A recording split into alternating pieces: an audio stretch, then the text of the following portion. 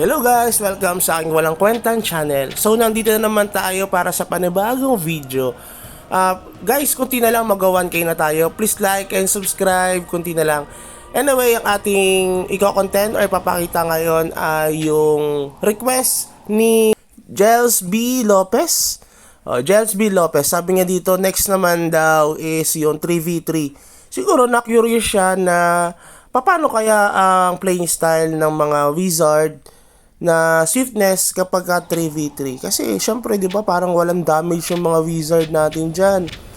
So paano kaya sila nakakapatay dito sa 3v3 na ito? At ano kaya yung mga role nila ng swiftness na wizard kapag nag 3v3 na? So ito lang naman yung trabaho ng ating wizard na swiftness sa 3v3. Tapos guys, nagpalit pala tayo ng ating shield. Dati ay naka-attack shield tayo pag nagpa-farm para mabilis natin mapatay yung mga kalaban, yung mga red boss, yung gold boss, at saka yung minions para mabilis tayo makapa-level. Kapag 3v3, ang ginagamit natin ay death shield. Kasi ang role kasi natin dito ay parang maging tank. Yan o, kita nyo, nilusog ko kagad sila. Kasi ang gagawin ko lang, kailangan ma-absorb ko yung mga damage nila. Ako yung tirahin nila. Kasi nga, syempre mataas ang defense natin dahil mataas ang AG. Tapos, nagmi-miss yung damage nila sa atin or yung attack nila sa atin. Mas marami yung miss. So, dahil doon, sa nagmi-miss yung attack sa atin, tapos na-absorb natin yung damage nila, tumataas yung damage din natin. Dahil saan? Dahil syempre sa ice fluorite. Kaya importante na ice fluorite ang gamit ng ating mga wizard. May napanood kasi akong video guys. Syempre malakas na rin siya. Pero syempre kahit naman din na yung mga ibang mga class, kahit naman din ako, hindi naman palaging tama yung ating mga suggestion and comments pagdating sa building ng ating mga character. So para sa akin guys, ulitin ko lang, mas maganda yung ice fluorite sa wizard dahil sa mana shield, dahil mataas ang AG, dahil hindi ka basta-basta tatamaan ng or magmi-miss yung kalaban sa'yo, lalo pag naging super saiyan 2 na tayo. Pag tinamaan natin sila ng ating thunder, mananakback sila, mababawasan ang kanilang hit up or hit attack points, yung rate nila. So mas mataas yung chance na mag-miss sila sa atin. Tapos kaagat pa yung ating ice fluorite na tataas yung ating attack damage. So kung mapapansin nyo guys, yan ang trabaho ng ating wizard na swiftness, mag-tank. Tapos hahayaan natin yung mga kasama natin na sila yung magbigay ng damage sa kalaban. Pero nakakapagbigay naman tayo ng damage sa kalaban, makikita nyo, lalo pag pumuputok yung ating combo, at the same time yung ating poison. Kasi yung poison natin, hindi naman yan yung parang nagmi-miss, talagang kumakagat yung ating poison kapag tinamaan sila. 'Di ba? Kahit na gaano sila katigas, kakunat, gaano kataas ang kanilang buhay, automatic meron damage yung ating poison. Kaya importante na pataasin nyo yung poison natin. Tapos yung virulent flame natin pala guys, yan ang kinagandahan dito. Meron siyang kasama na percent na mababawasan yung death ng kalaban natin. Okay, kapag tinamaan sila ng ating virulent flame, syempre malilesen ang buhay nila. Syempre meron tayong attack na bawas sa kanila.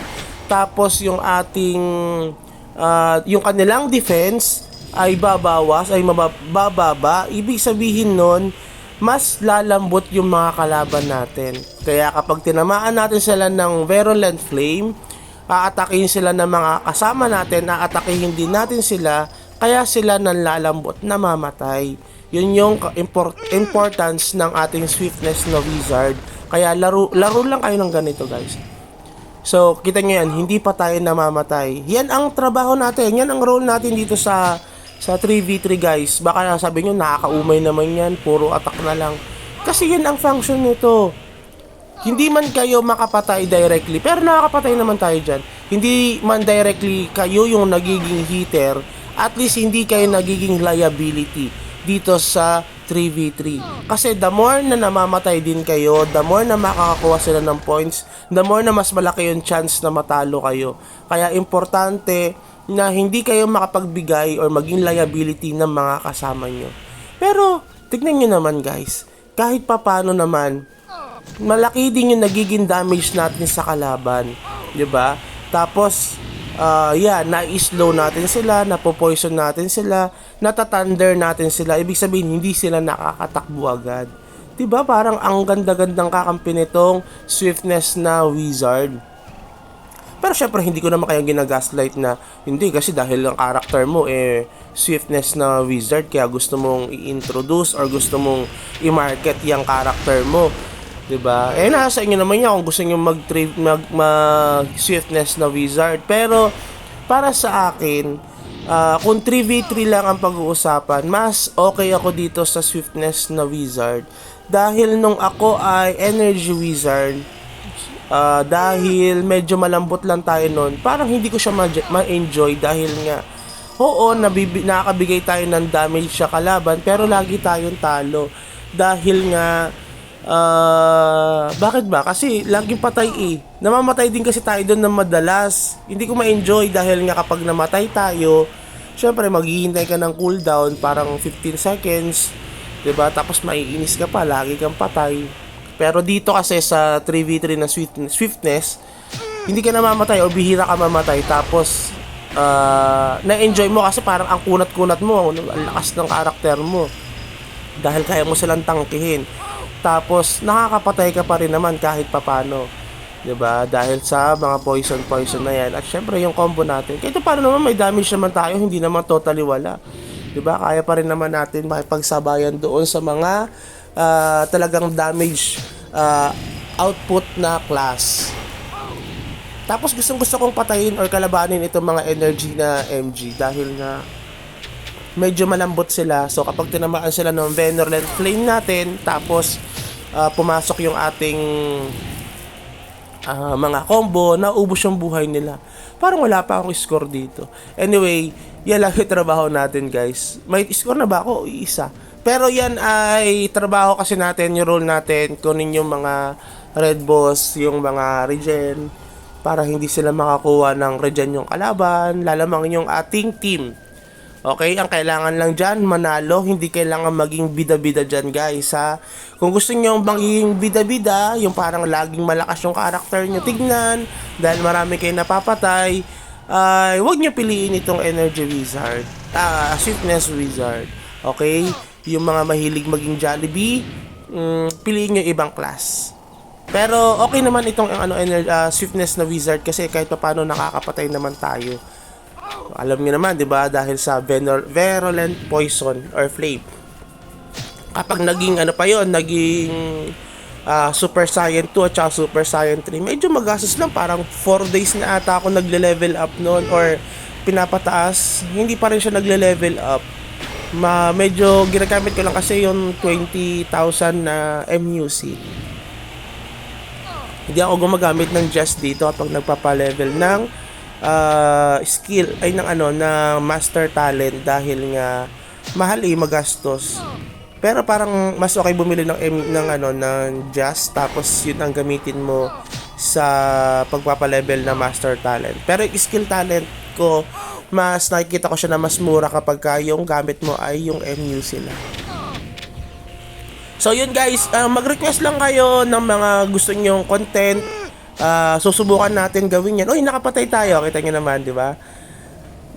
Isusubukan natin i-content yan dahil nga syempre para masubukan nyo rin, makita nyo rin, as long as syempre na kaya natin siyang gawin.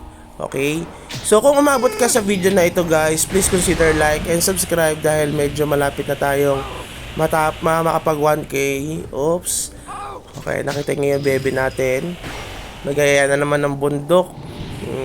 So akit na naman tayo ng bundok ngayong March 8 sa Kawag Hexa guys.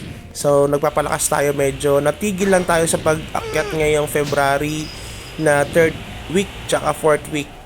Sa March nata tayo makakaakyat ulit dahil midterm exam na mga estudyante natin. Okay, so yan lang yung trabaho natin. Pero yung score namin, 7-2. Dalawang beses lang sila nakapatay. Kasi hindi naman sila basta-basta makakapatay dahil nga syempre, nadidefocus sila dahil nga sa atin Thunder. Okay, panalo na tayo. Kita nyo naman, yan lang ang trabaho natin. Napatay tayo ng isa, guys. So, have a good day. Bye-bye.